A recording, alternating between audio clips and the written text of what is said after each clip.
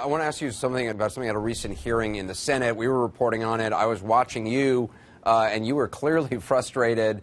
And I know this is a tradition that dates back decades, regardless of parties. Republican presidents do it. Democratic presidents do it. This president is doing it.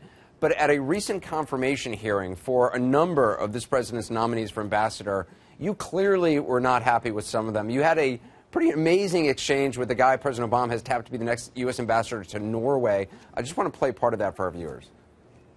What do you think the appeal of the Progress Party was? I will tell you, Norway has been very quick to denounce them.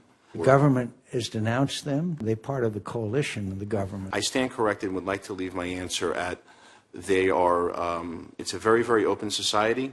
I have no more questions for this incredibly highly qualified group of nominees.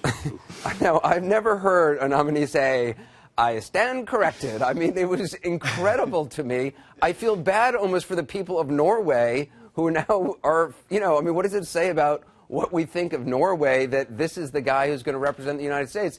And there are plenty of great ambassadors. I've met a lot of them, career civil servants, career foreign service officers who work incredibly hard. I don't want to take away from them. But this guy and his wife apparently donated more than $1 million to the president of the Democratic Party. Is there anything that Congress can do or should do to change this, really what's been a tradition now? Well, as you said, it's always been a tradition. Now it's dramatically increased. Since 2012, the president, now more than 50% of his nominees have been these bundlers and totally unqualified people. You missed the part where the guy referred to the president of Norway. Right, yes. Norway doesn't have a president. Right. And he's never been to Norway. He's never been there. Norway. And the guy for Argentina never been to Argentina. Nor had the guy been of Iceland been to Iceland. The woman who is going to be ambassador to Hungary, whose claim to fame is a talk show, I believe, a soap opera called The Bold and the Beautiful, I believe it is. I'm not a regular viewer.